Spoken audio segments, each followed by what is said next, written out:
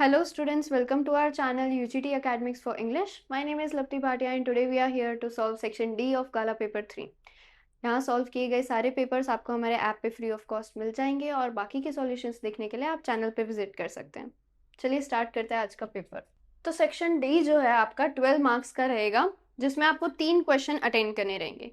First question में आपके 4 सब क्वेश्चन होंगे, जिसमें आपको पैसेज या अनसीन पोएट्री, अनसीन पैसेज या अनसीन वर्ड्स पढ़ करके 4 क्वेश्चन सॉल्व करने होंगे, 49, 50, 51 एंड 52। फिर जो 53 वाला आपका क्वेश्चन होगा उसमें आपको डायरी राइटिंग और डायलॉग राइटिंग में ऑप्शन आएगा। और लास्ट 54th क्वेश्चन में आपको 3 क्वेश्चंस में ऑप्शन आएगा, जो कि होगा नोटिस, पोस्टर और एडवर्टीजमेंट। सबसे इजी सेक्शन आपका ये बोल सकते हैं, क्योंकि इसमें आपको सिर्फ और सिर्फ अब तक आपने जितनी भी इंग्लिश सीखी है, जितना भी ग्रामर सीखा है, जितना आप पढ़ करके समझ सकते हैं, जितना आप किसी को समझा सकते हैं, वो सब चीज़ों को रिटन फॉर्म में लिखना है। ओन वर्ड्स में, फ्री लैंग्वेज में, हार्ड लैंग्वेज में, आप जैसे चाहें ये सेक्शन को अटेंड कर सकते हैं। तो हमारा फर्स्ट क्वेश्चन जो है वो पैसेज में से रहेगा। मैं आपको पैसेज समझा देती हूँ।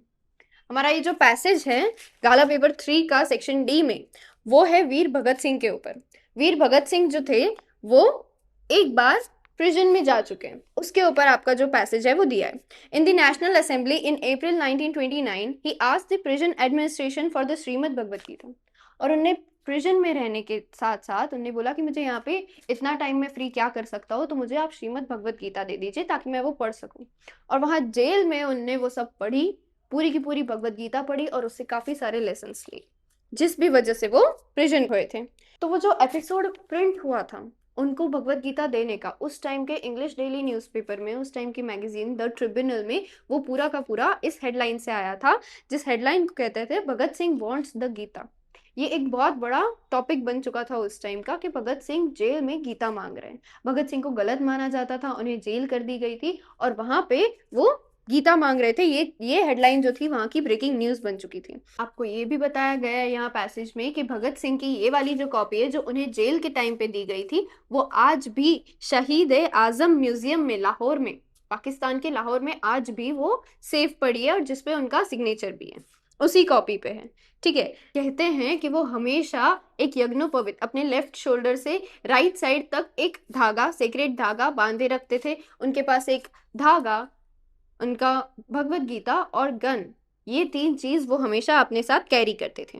उसके बाद आपको बताया है कि वो ब्रिटिश इंडिपेंडेंस के, इंडिया की जो इंडिपेंडेंस थी ब्रिटिशर से, उसके लिए कितना लड़े, क्या स्ट्रगल था उनका, ये सारी बातें जो है आपको इस पैसेज में बताई गई है। और तो और उनने क्या सीखा है गीता में से, तो उन्हें ये सारे काम करने की इंस्पिरेशन गीता में से मिली है। और उस बेस पे उनको क्या सीखने मिला है, उनको ये सीखने मिला है कि स्वधर्म का सबसे बड़ा रूल ही यही होता है कि एक क्षत्रिय अपने धर्म के लिए लड़ सके, बिना डरे चैलेंजेस को फेस कर सके।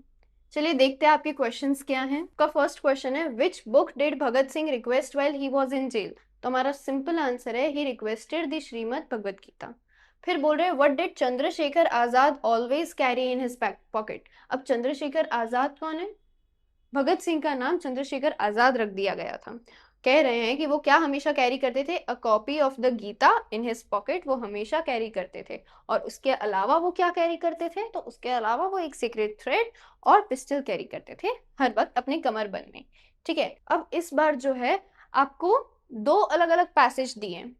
पहले क्या रहता था कि सारे के सारे क्वेश्चंस एक ही पैसेज में से रहते थे, चारों चार। इस बार आपको बाकी के 2 क्वेश्चन के लिए एक अलग पैसेज दिया गया है। सुभाष चंद्र बोस का पैसेज आपको दिया हुआ है, उसमें उनका मॉर्निंग रूटीन बताया है कि वो कैसे उठते थे सुबह, मुंह धो के फ्रेश होके फिर वो एक्सरसाइज करते थे, और वही रूटीन जो है वो प्रॉपर होता है। गीता में हमको वही रूटीन बताया गया है कि हम उसी तरीके से पीस ऑब्टेन कर सकते हैं, उसी तरीके से हम सक्सेस ऑब्टेन कर सकते हैं।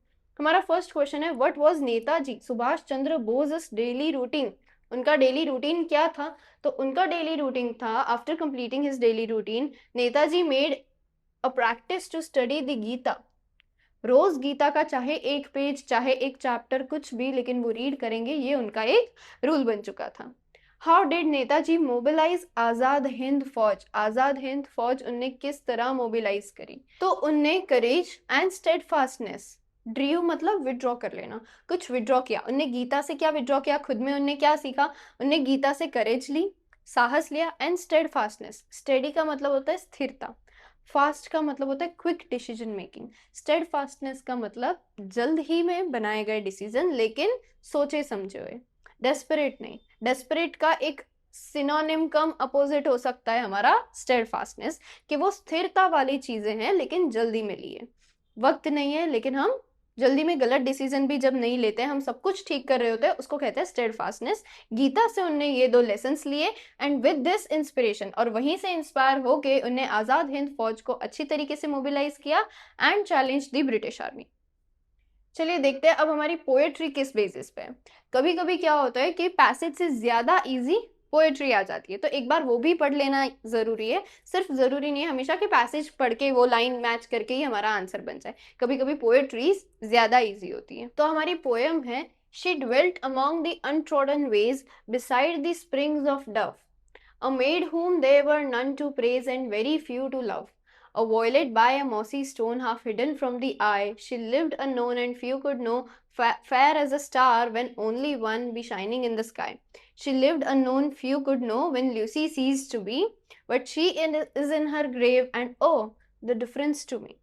हमको पोएट जो है वो अपना दुख सुना रहे हैं यहाँ पे। किसके लिए उनको दुखी फील हो रहा है? ल्यूसी के लिए दुखी फील हो रहा है। अजीब सा उनको ये एक बहुत स्ट्रेंज फीलिंग है कि ऐसा एक अननोन पर्सन जिसको वो नहीं जानते, जिसको कोई भी नहीं जानता, उस पर्सन के लिए भी उनको दुखी फील हो रहा है। ड्वेल्ट मतलब होता है रहना। आपको पोयम में बोल रहे हैं she dwelt among the untrodden ways. Untrodden ways मतलब जहां कोई नहीं जाता। Beside the springs of Dove, springs of Dove किसको बोल रहे हैं वो यहाँ पे? स्प्रिंग्स ऑफ डव बोल रहे हैं फ्लावर, वहां के जो ब्लॉसम होते थे उसी के करीब कहीं ना कहीं कोई वैली ऑफ फ्लावर टाइप की कोई जगह होगी, वहां पे वो रहती थी। अमेड, अमेड मतलब एक गर्ल थी। whom there were none to praise, जहां पे जिसके लिए कोई तारीफ करने के लिए कोई भी नहीं था, and a very few to love, उसको चाहने वाले भी बहुत कम थे। बहुत कम भी कैसे थे? वहां पे रहने वाले बर्ड्स, इंसेक्ट्स, फ्लावर्स, उनकी बात हो रही, क्योंकि कोई ह्यूमन उसको नहीं जानता था। A violet by a mossy stone, किसी मॉसी स्टोन के पास उगा हुआ violet flower, half hidden from the eye, जो आंखों में दिखता भी नहीं था क्योंकि वो स्टोन से चिपका हुआ या स्टोन के करीब या उल्टी तरफ पे होता था। तो वैसे वॉयलेट्स उनको प्रेज करते थे, उनको लव करते थे, बाकी कोई नहीं। She lived unknown and few could know, वो अननोन जिंदगी, एक साइलेंट पीसफुल अकेली जिंदगी, लोनली लाइफ वो जीती थी जो कोई भी नहीं जानता था। लोनली लाइफ उनकी कोई भी नहीं जानता था। Fair as a star when only one is shining in the sky, जब कुछ जानते भी थे तो ये जानते थे कि कोई स्टार सा वहां पे मौजूद है, जैसे स्काई में कोई शाइन कर रहा हो। She lived unknown, few could know, फिर से वो लाइन रिपीट की गई है। पोएट क्या बताना चाह रहे हैं? पोएट ये बताना चाह रहे हैं कि वो बहुत अननोन जिंदगी जीती थी, उसे कोई भी नहीं जानता था, वो अकेली रहती थी, उसके कोई रिश्तेदार, कोई फ्रेंड, कोई भी नहीं था जो उसे जाने। Few could know when Lucy ceased to be, और लोगों को, बहुत कम लोगों को कब पता चला? सीज्ड मतलब जब वो गुजर गई, जब वो गुजर गई। But she is in her grave, और आज वो अपनी ग्रेव में है। Oh the difference to me, क्या डिफरेंस आ रहा है पोएट को? पोएट को ये डिफरेंस आ रहा है कि वो ये समझते हैं कि ऐसी अच्छी लड़की के लिए, ऐसी कोई भी टाइप के पर्सन के लिए इस तरह की जिंदगी नहीं होनी चाहिए, इतनी साइलेंट, इतनी लोनली। हालांकि ब्यूटीफुल थी उनकी जिंदगी, कि कोई उनको आसपास नहीं था, वो जैसे चाहे वैसे रह सकती थी, वो बहुत खुश हो सकती थी नेचर के करीब रह करके, लेकिन फिर भी किसी को भी नहीं जानती थी। और अब वो गुजर चुकी है, तो उनके गुजरने के बाद कोई उनको याद करने के लिए, कोई उनको दुखी, उनको याद करके दुखी होने के लिए कोई नहीं है। इस बात से पोएट दुखी हो गए हैं और उनने तब ये पोएम लिखी है। फर्स्ट क्वेश्चन है, who dwelt among the untrodden ways? तो हमारा आंसर रहेगा ल्यूसी। कौन रहता था अनट्रॉडन वेज में? ल्यूसी रहती थी।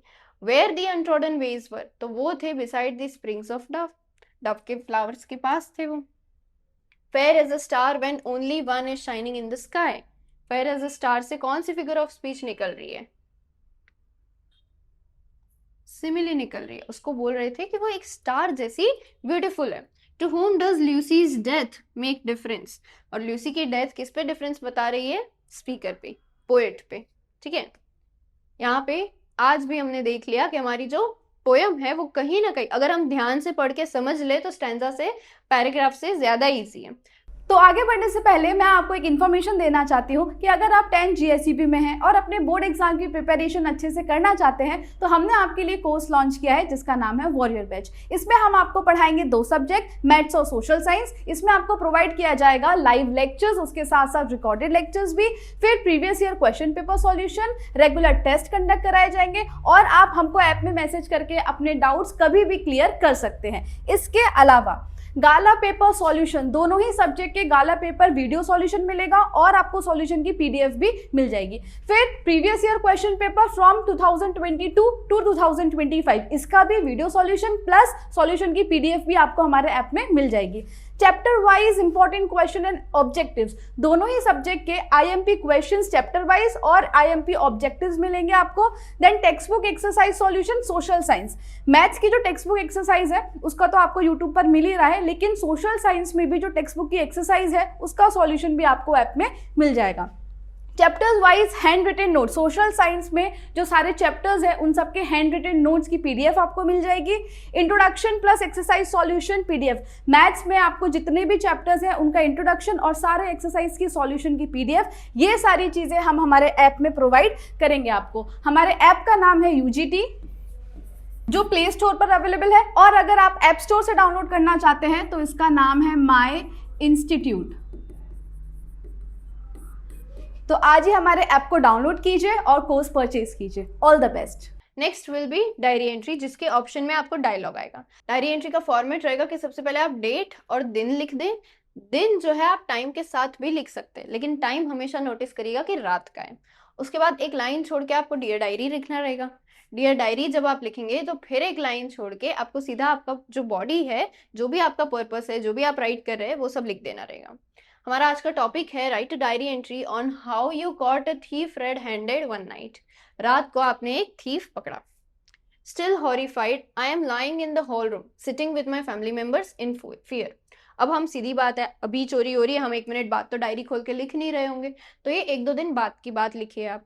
ठीक है, थोड़ा सा प्रैक्टिकल होना पड़ेगा। तो हम लिखेंगे कि अभी भी तक मैं डरी हुई हूँ, अभी मैं हॉल रूम में बैठी हूँ, जब मैं डायरी लिख रही हूँ, मेरे फैमिली मेंबर्स के साथ डर करके बैठी हूँ। द नाइट बिफोर, कल रात को कुछ भी हुआ, कल रात को हुआ।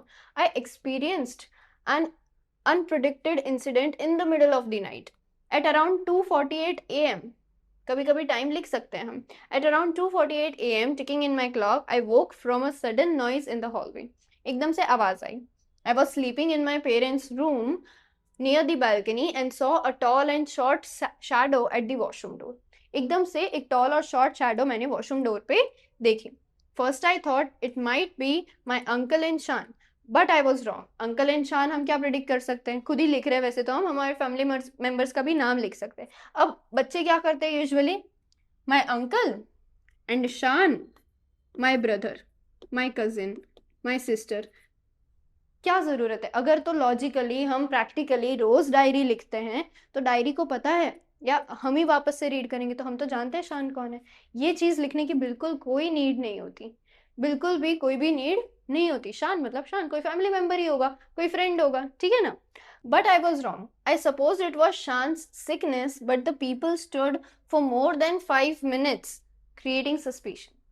आधी रात में नींद में भी मुझको कहीं कहीं डाउट गया कि मुझे लगा पहले शान बीमार है तो उसके लिए कुछ गए होंगे, लेकिन 4-5 मिनट हो गई, खड़े के खड़े हैं, कुछ कर रहे हैं, कुछ सोच रहे हैं, लेकिन जा नहीं रहे, ना वॉशरूम यूज कर रहे ना बेडरूम में जा रहे।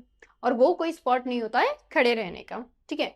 आई asked my father beside to check if something had happened to Shan. मुझे तो यही, शान को कुछ हुआ होगा। I slept back.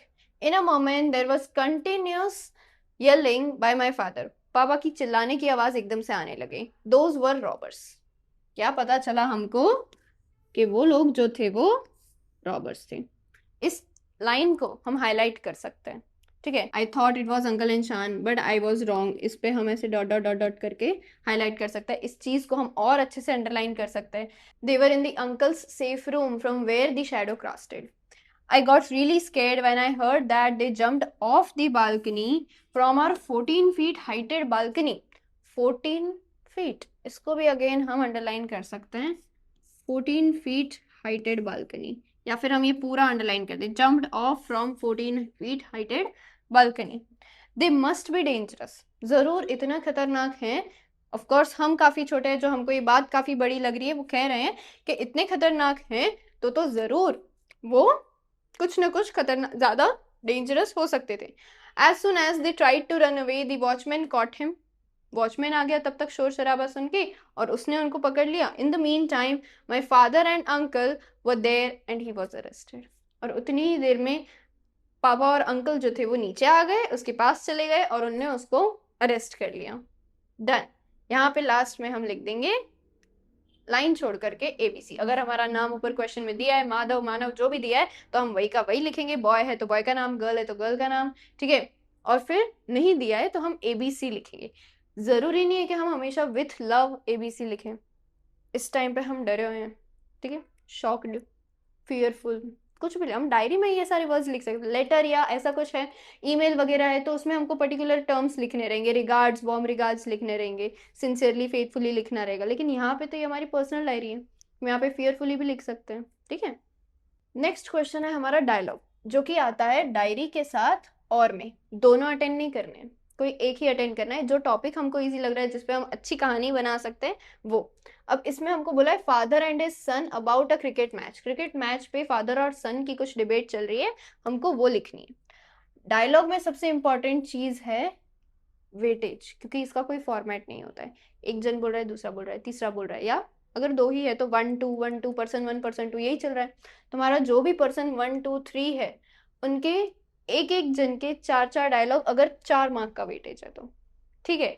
अगर 2 मार्क्स का है तो हम 2 फादर 2 सन के डायलॉग लगाएंगे, 4 है तो हम 4 4 लगाएंगे, ठीक है। यहाँ पे देखिए फादर सन 1 हो गया, यहाँ पे 2 हो गया, 3 हो गया, 4 हो गया, और लास्ट में हमने थोड़ा सा एक्स्ट्रा कर दिया, क्योंकि सिर्फ हेलो बाय पे बात खत्म नहीं अच्छी लगती है, तो हमने थोड़ी सी बात जो है वो लंबी कर दी, ठीक है। There was the dot ball, how will they score now, पापा ने कुछ बोला। The two batsman are really good, I hope their union helps us win, ठीक है। बेटा भी बोल रहा है कि मैं चाहता हूँ कि जरूर इनकी जोड़ी जो अच्छी सेट हो गई है तो फिर हम जीत जाए। पापा ने बोला कि तुम्हारी सिस्टर को बोलो यहाँ पे नॉइज ना करे। ये वाली जो बातें होती हैं थोड़ा सा आउट ऑफ टॉपिक, ये बहुत इंपॉर्टेंट और बहुत डेलिकेट बातें होती है। मतलब हर टॉपिक में हम ये नहीं डाल सकते, बहुत रेयर टॉपिक्स होते हैं जिसमें हम ऐसा कुछ डाल सकते हैं, नहीं तो सिर्फ इसी की बात चल रही है, ओ अब 6 हो गया, ओ अब 4 हो गया, अरे विकेट चली गई, ये कोई फॉर्मल डायलॉग जैसा लगता है, ठीक है। हमको थोड़ा अगर रियलिस्टिक जाना है तो हम एक्स्ट्रा का भी कुछ कभी कभार लिख सकते हैं। It is just a game of 1 over now, match के रिगार्डिंग ही है ना, लेकिन फिर भी आउट ऑफ टॉपिक है। Oh that girl never follows my command, थोड़ा सा झगड़ा शुरू हो रहा है, let me watch please, ask mama to control her, look how nicely the batsman are performing their roles in this critical time. ऐसे time पे भी हम सब कुछ लिखेंगे, ठीक है। मैच के दौरान घर पे क्या सीन चलता है वही का वही हम लिख देंगे वहां पे। मैं भी मानता हूँ it must be a pressure for them in the last few balls to cover 18 run. यहाँ पे ऊपर हमको पता चला 1 ओवर नाउ, एकदम पक्की 1 ओवर नहीं होगी, 5 to 7 8 बॉल्स होंगे, 18 रन हमको पता चल गया, ठीक है। कहीं ना कहीं मैथ्स लग रहा है, अच्छा लग रहा है पढ़ने में। Did you see the swing that, I can not miss any of this shots, I got a new one. एक और शॉट आ गया, मैं एक भी शॉट यहाँ पे मिस नहीं करना चाहता हूँ। बोल रहे हैं मैं सब कुछ सीखना चाहता हूँ। फादर ने भी बोला यस तुमको इसकी प्रैक्टिस करनी चाहिए, इसी संडे जब तुम बॉक्स क्रिकेट जाओ अपने दोस्तों के साथ तो ये प्रैक्टिस करना। अगेन टॉपिक चेंज हो गया, लेकिन टॉपिक तो हमारा वही है, मेन टॉपिक वही है, हमारी बात जो है वो कहीं से मैच से हट के कहीं आ गई। अब आगे रियल में क्रिकेट खेलते टाइम ये चीज सीख लो, ठीक है। Oh no is it a wicket, फिर वापस उधर चली गई, why are they being careless in the final match. अब जरूरी नहीं हर बात का रिस्पॉन्स हो, छूट गई ना बात, एक अच्छा सीन आ गया तो। Just wait and watch, let us see what happens, who is the next batsman, the game is all in his hands now. एक विकेट चली गई, अब जो दूसरा आएगा उसके लिए वेट हो रहा है। Yes I have trust in Akshar Patel, he is good batsman, he will get a good end. किसी का नाम, आप आपके फेवरेट बैट्समैन का नाम जो है इस टाइप के क्वेश्चन में लिख सकते हैं। और अगर तो ऐसा कोई क्वेश्चन आ गया कि जो बहुत नॉर्मल है हमारी डे टू डे लाइफ में, तो फिर आपको उसमें अच्छा या बुरा नहीं सोचना है, आप कौन सा पढ़ने में ज्यादा बेटर लगेगा। अगर आपकी इंग्लिश अच्छी है, अगर आपकी इंग्लिश इंप्रूव्ड है, एनहांस्ड है, आप सिंपल आपकी बातें लिख दो, जो घर में बात होती है, जो आपके फ्रेंड्स के साथ बात होती है, आप बस लिख दो, करेक्ट ही होगा। जितना ज्यादा आप डायलॉग राइटिंग में और डायरी राइटिंग में जितना फॉर्मल होने का करोगे, उतना कम अच्छा लगेगा आपकी डायरी जो है वो पढ़ने में, ठीक है। हमारा नेक्स्ट सेट ऑफ क्वेश्चन आएगा नोटिस, एडवर्टीजमेंट और पोस्टर, वो भी ईच 4 मार्क्स के रहेंगे आपके, ईच 4 मार्क्स के रहेंगे, 3 चीजों में ऑप्शन रहेगा, आप चाहे वो यूज कर सकते हैं। First is our notice. A notice is to be displayed on the students' notice board to be prepared regarding a tree plantation ceremony. Tree plantation ceremony held on 1st December 2025 in the school premises, inviting students to participate in it. अब यहाँ पे आपको date दी हुई है, तो जब भी आप आपकी नोटिस बनाएं, आप उसको 2 मार्च की नहीं डालोगे, थोड़ा पहले की डालोगे। In the school premises inviting students to participate, अब हमको क्या क्या लिखना है वो भी हमको बता दिया, लेकिन इस चीज का काफी ध्यान रखना है। आप 15 दिन, 20 दिन, 1 महीना पहले का बार डालो, आप 4 दिन पहले का डालो, लेकिन आप एग्जाम वाला दिन मत डालो। जब आप कोई सीजन दे दिया है कि बस विंटर यूनिफॉर्म्स रिलीज होने वाली है, तो आप सितंबर अक्टूबर का डालो। अगर समर कैंप का आ रहा है तो फिर आप फेब मार्च का डालो, ठीक है। इस तरह से नोटिस की डेट जो है वो काफी इंपॉर्टेंट हो सकती है। Each class should contribute at least 3 plants, ये एक स्कूल का कंसर्न है तो ये भी आप ऐड कर सकते हो, ठीक है। हमारा नोटिस का इकलौता फॉर्मेट ही ये रहेगा, पेंसिल से एक बॉक्स बनाना है। बॉक्स भी कैसे बनाना है, पहले 3 साइड्स बनानी है, कितनी लेंथ जा रही है उस हिसाब से हम 4th साइड बनाएंगे, ठीक है। उसके अलावा बीच में सेंटर अलाइनमेंट में आएगा आपका स्कूल, बिजनेस, जिस भी कंपनी का नाम, फिर कैपिटल लेटर्स में नोटिस, फिर हम बीच में एक लाइन छोड़ देंगे, अल्फा न्यूमेरिकली डेट लिखेंगे, एग्जैक्टली 20th नवंबर 2025, हमने 10 दिन पहले की डेट डाल दी है। फिर एक लाइन छोड़ेंगे, टाइटल लिखेंगे, feel honoured to make green earth, हमको बोला था ट्री प्लांटेशन सेरेमनी, हम सीधा ट्री प्लांटेशन सेरेमनी। कभी कभार ऐसा हो कि बिल्कुल प्रेशर है, एग्जाम ज्यादा टाइम बाकी नहीं है और ज्यादा वर्क बाकी है, तो आप एज इट इज क्वेश्चन में से देख लो। बाकी हम ट्राई कर सकते हैं कि थोड़ा सा क्रिएटिव हो जाए, कुछ अलग लिख लें। फिर एक लाइन छोड़ करके to spread awareness for the importance of trees, क्यों कर रही है school, The school is organizing a tree plantation ceremony on 1st of December in 2025 in the school premises. The students who are interested to participate in the same मतलब इसी बात में, shall give their names to Miss Mary, किसी का नाम लिख सकते हैं आप, by 28th of November, 28th नवंबर तक आप नाम डाल सकते हैं। 1st दिसंबर को है, हम 20 नवंबर को लिख रहे हैं, 28 नवंबर तक नाम दे सकते हैं। अब बोल रहे it is to be noted that each class should contribute at least 3 plans from 3 individual students. For any further queries, the children may contact their subject teacher, their class teacher या कोई भी एग्जीक्यूटिव, ठीक है, या फिर जो लिख रहे हैं इवेंट मैनेजमेंट एग्जीक्यूटिव, जो अगर आपकी कोई पोस्ट वगैरह दी है क्वेश्चन में तो आप उनको कर सकते हैं। 1st दिसंबर 2025 डेट है, वेन्यू रहेगा स्कूल कैंपस, टाइमिंग रहेगी 9 AM to 10:30 AM during school hours, फिर घर जा सकते हैं या स्कूल में ही रुकना है 1 o'clock तक, whatever it is. And if this is ABC school then this should be something else, ठीक है। XYZ हमने डाल दिया, इजी। इसके ऑप्शन में अब आएगा आपको एडवर्टीजमेंट। एडवर्टीजमेंट किस चीज का करना है, showroom of Titan watches is providing exclusive 40% of discount on selected watches, particular range में ही डिस्काउंट जो है वो स्टार्ट होने वाला है। उसके लिए हमको एक लोकल न्यूज़पेपर की एड बनानी है। Grand festive offer, Titan watches showroom, blah blah blah, we can write exclusive 40% discount on selected Titan watches, men women kids, ठीक है, teenagers, teens, elegant designs, latest collection, हमारी क्या क्या खासियत है वो हम लिख सकते हैं, perfect gift items, offer valid till stocks last.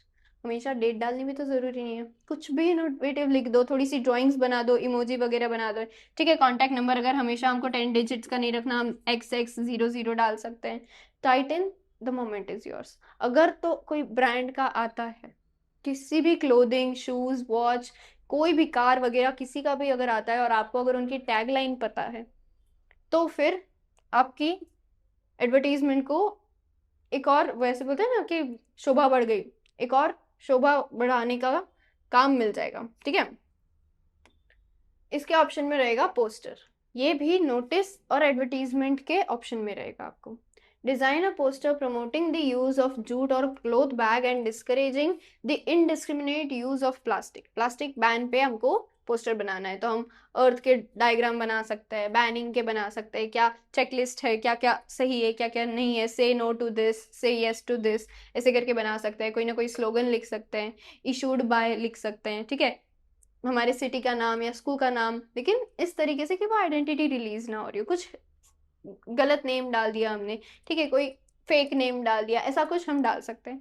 और जितना ज्यादा सुंदर, जितना ज्यादा अच्छी हैंड राइटिंग में दूर दूर अच्छे अच्छे से लिखा होगा, इतना भी दूर नहीं कि खाली लगने लगे, और इतना भी पास नहीं कि बहुत छोटा और स्टफी लगने लगे, ठीक है। इस तरीके से अगर हम लिखते हैं, हमारे स्लोगन्स प्रॉपर अलाइनमेंट में होते हैं, यहाँ पे सिर्फ इमोजी आ रहा है, यहाँ पे सिर्फ हमारा स्टार्ट हो रहा है, इधर एकदम से एंड हो रहा है, एंड होने के बाद इक्वल स्पेस बच रही है, ठीक है। इस तरीके से पेंसिल से अच्छे से लिखते हैं, अंदर पेन से लिख देते हैं, ब्लू पेन से ये लिखने वाला चीजें कर देते हैं, ड्राइंग वाला फिर पेंसिल से कर देते हैं, टाइम लेकर के ये करें तो 4 मार्क्स हमारे एकदम पक्के हो जाते हैं। ये 12 मार्क्स में से मार्क्स, लैंग्वेज के मार्क्स कटने के बिल्कुल कम चांसेस है, ना के बराबर चांसेस इस सेक्शन में हमारे रहते हैं। आई होप आपके सारे क्वेश्चंस जो है वो क्लियर हो गए हो। All the best for your board exams.